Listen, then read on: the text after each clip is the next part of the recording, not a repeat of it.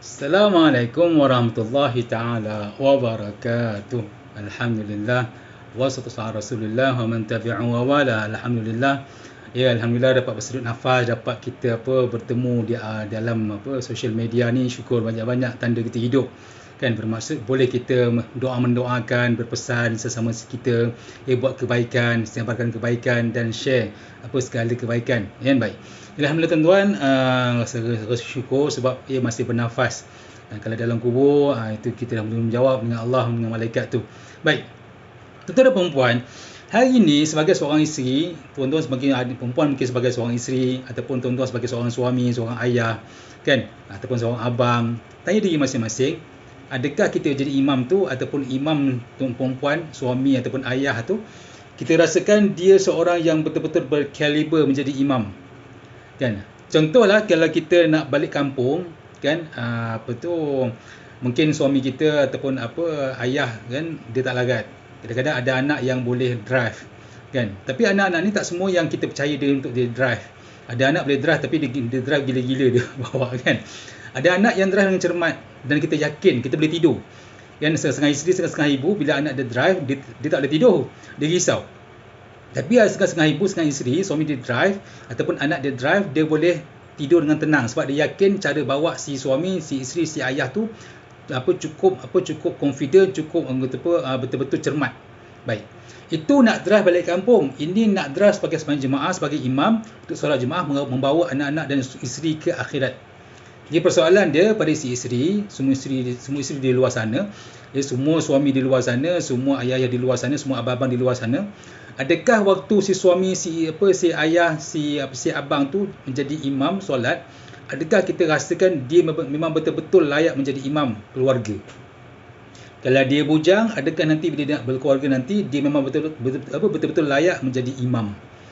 Ya, kalau sebagai seorang isteri melihat pada si suami tu, setengah suami dia dah pandai mengaji, betul, dia pandai mengaji, tapi adakah dia betul-betul kompeten untuk menjadi imam yang baik, yang kalau apa-apa berlaku sewaktu menjadi imam tu, semuanya dia boleh selesai dengan baik?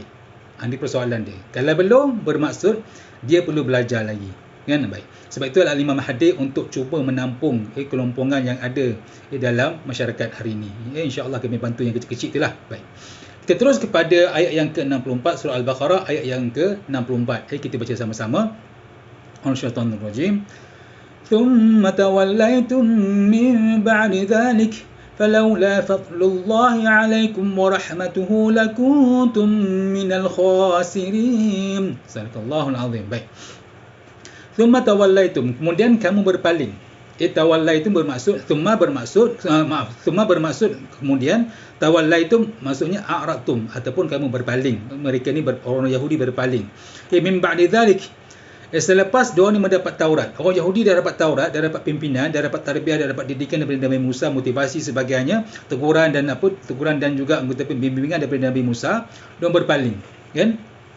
Ada yang mengatakan bermaksud min ba'di dzalik bermaksud selepas diorang ni min ba'dil burhan, selepas mendapat pimpinan, selepas mendapat teguran, selepas mendapat petunjuk ataupun selepas mendapat bukti. Dia orang Yahudi punya perangai dah dapat petunjuk, dah dapat didikan. Macam kita contohlah hari ni. Kita hari ni mungkin kita contohnya lah kita nak main badminton, kan? Badminton ni tak susah mana pun, pukul je. Betul tak? Baik. Tapi kalau kita nak jadi yang terbaik, kita mesti ada guru. Kan? Ada guru. Dan biasanya apa yang jadi, setengah anak murid ni ataupun yang kita ajar ni, bila dia waktu dia bermain, dia penat. Ataupun dia punya mental dia koyak. So apa yang kita bimbing kadang-kadang dia tak ikut. Kan? Buang masa tak? Buang borai tak? Sama juga macam coach bola, kita ajar dia main bola, cara sepak, cara defend, cara nak masuk penalti, cara nak balikkan bola sebagainya. Kadang-kadang bila satu tim tu walaupun dah profesional, tapi bila dia langgar arahan kita, hancur berkecah. Ada kadang-kadang kita pernah nampak keeper suruh keluar, dia tak nak keluar. Pemain suruh keluar, dia tak nak keluar. Hancur permainan tu. Nampak? Bermaksud bila pimpinan tu dah dibagi, teguran tu telah dibagi, kemudian bimbingan telah dibagi tapi melanggar balik, dia akan hancur. Akan berkecahlah bangsa tu, kan? Baik. Falaula fadlullahi alaikum wa rahmatuh. Bermaksud kalaulah tak kerana Allah terima taubat. Fadl bermaksud taubat. Kalau tak kerana Allah memberi taubat. Wa rahmatuhu maksudnya keampunan. Kan, baik.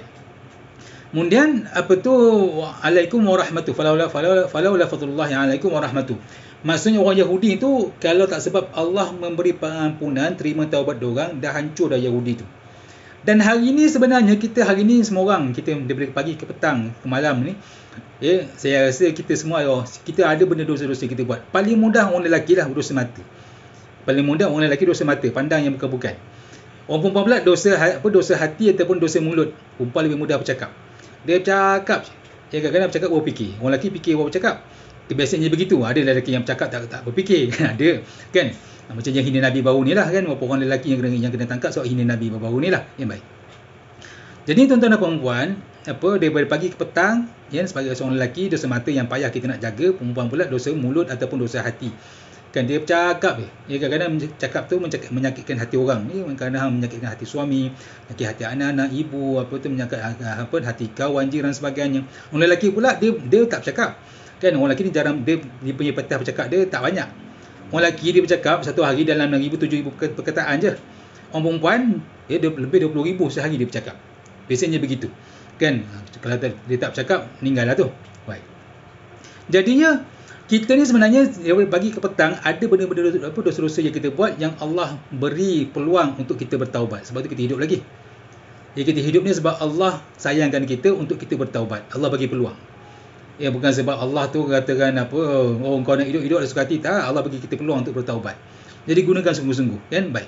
Jadi ayat ni falaula fadlullahi alaikum warahmatuh bermaksud menunjukkan kepada kita kan kita ni masih kita bernafas, masih kita hidup, masih kita boleh beramal, taubat banyak-banyak.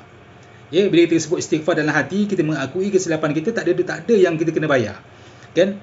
Kalau taubat kena bayar tu lain cerita, tadi taubat kita free. Kita bertaubat dengan Allah free, astagfirullahalazim, mengakui dosa kita dan selesai. Kan begitu. Baik. Kemudian falaula fadlullah. Fadlullah ni apa? Bermaksud juga fadlullah ni bermaksud tambahan. Allah tambah apa yang kita tak layak tapi kita dapat. Allah punya pengasihnya Allah. Walaupun kita ni tak layak, Allah bagi juga pada kita. Kita kalau nak bagi pada orang, kita tengok. Bahkan anak kita pun kalau kita nak bagi, kita tengok. Kan kalau anak tu sulung rajin tolong kita, kan jaga hati kita sebagainya, dia pandai dia jaga pandai dia jaga hati suami kita. Pada suami perempuan, pandai dia jaga hati kawan-kawan dan sebagainya, dia ni tak tinggal solat, kita kan bagi dia lebih. Biasanya begitulah, kan? Tapi kalau anak seorang ni dia malas, dia suka lawan cakap, kan buat kerja malas sebagainya, belajar tak pandai. Kebiasaannya setengah-setengah ibu ayah ni dia anak tiri kan, walaupun anak sendiri tapi dia kurangkan anak tu. Allah tidak. Allah ni siapa usaha dia dapat. Dalam biasa kita sebut perkataan yang biasa kita dengar manjada wajada kan, siapa yang bersungguh-sungguh dia dapat. Kan? Sebab tu dalam Quran Allah sebut siapa nak dunia dengan ilmu, siapa nak akhirat dengan ilmu, bekerjalah, berusahalah, dapatlah. Nak dunia, Allah bagi dunia. Nak akhirat, Allah bagi akhirat. Siapa yang nak. Kan? Dua-dua dapat dengan syarat usaha. Kan? Jadi Allah tu, dia mengikut, dia adil. Orang mukmin usaha dapat, orang kafir usaha dapat.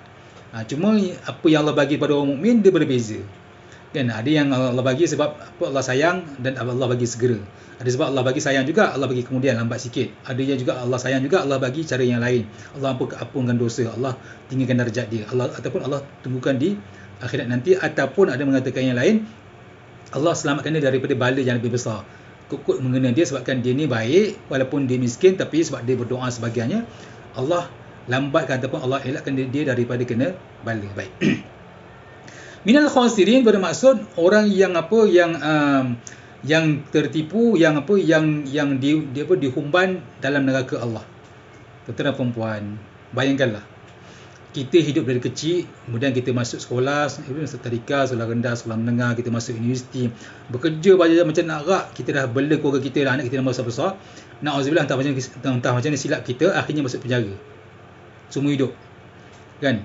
Agak-agak kita punya usaha daripada kecil sampai ke besar tu, sampai kita tua tu, na'udzubillah lah berlaku begitu, berbaloi tak? Masuk penjara sebab kesilapan yang berlaku di hujung-hujung nyawa. Cukup tak berbaloi. Kan kita dah usaha dah macam nak apa dah dari kecil kita memang besar. Nak belajar merangkak pun payah. Kan nak belajar meniaga pun payah, belajar berjalan pun payah sebab seorang bayi, seorang anak-anak nak belajar merangkak tu berapa kali dia tersembam muka dia. Dia cuba berjalan berdiri berapa kali dia terlentang, terlingkup, tersungkur sebagainya. nak belajar berjalan. Itu nak belajar berjalan je, belum lagi dia masuk sekolah rendah, sekolah menengah, berapa banyak duit yang habis. Masuk degree lagi, bekerja lagi, kemudian dia ketipu atau sebagainya. Diuji, akhirnya di hujung tu walaupun dia dah berjaya, dia kumpulkan harta sebanyaknya, na'udzubillah, dia buat silap, masuk neraka. Dia buat masuk penjara. Apa selama tu dia buat seolah-olahnya haba'an manthura, seolah-olahnya sia-sia sahaja. Kan? Jadinya kalau kita telah diberi pimpinan oleh Allah, kalau orang Yahudi dapat Taurat, kita dapat Al-Quran, kita dah pegang Al-Quran itu, jangan lepaskan. Takut-takut kita ni menjadi minal khasirin, yang rugi dunia dan akhirat. Baik. Kita ada puan-puan, Allah beri kita ni peluang, tanda Allah sayang untuk kita ni mudah bertaubat. Bukan sebab kita ni banyak pahala tak, tapi sebab kita ni Allah sayang untuk bagi kita peluang untuk bertaubat. Sebab saya sendiri banyak dosanya. Jadi sebelum penutup, kita baca sama-sama ayat surah Al-Baqarah ayat yang ke-64. Koklah malam ni kita meninggal, esok adalah adalah hari kematian kita, na'udzubillah. Kan kita nak umur panjang, umur dia berkati lagi. Kan kokol kita meninggal, ayat inilah kita punya pangkat dan darjat di mahsyar nanti. Auzubillahi ثم توليتم من بعد ذلك فلولا فضل الله عليكم ورحمته لكنتم من الخاسرين. Sadaqallahul azim. Surah Al-Baqarah ayat yang ke-64. Insya-Allah pada malam esok kita bertemu lagi insya-Allah untuk ayat yang ke-65. Saya mohon pada semua yang hadir pada malam ni untuk kita hafal sama-sama. Kita dah faham, kita cuba hafal sama-sama insya-Allah. Satu hari satu ayat. Sebab al-imam bukan sekadar mengaji, kita tafsir satu hari satu ayat pada larut malam. Pemaaf, wabillahi taufiq. Assalamualaikum warahmatullahi taala wabarakatuh.